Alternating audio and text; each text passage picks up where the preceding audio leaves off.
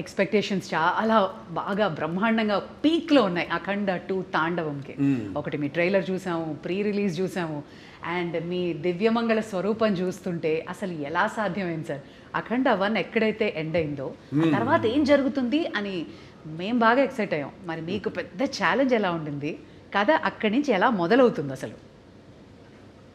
అంటే మొత్తం కథ సినిమా చెప్పమంట లేదు, టీజర్ ఇవ్వండి చాలంతే. లేదు లేదు సినిమా ఏంటంటే ముందు నాకు బోయపాటి శ్రీనివాస్ గారికి ఒక మొదటి నుంచి కూడా మేము సినిమా చేసిన లెజెండ్ చేసిన తర్వాత అఖండ మొదటి భాగం చేసిన ఇప్పుడు అఖండ తాండ రెండో భాగం చేస్తున్నా. ఎప్పుడు మేము ఎక్కువ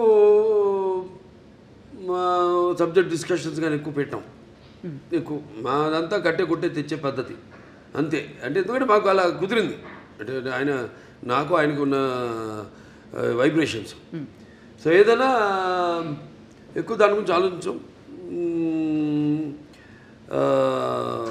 ఒక్కొక్కసారి ఒక సినిమా పూర్తి అయ్యాక మళ్ళీ లెజెండ్ చేసినప్పుడు సినిమా గురించి కానీ, లేకపోతే లెజెండ్ అయిన తర్వాత అఖండ చేసినప్పుడు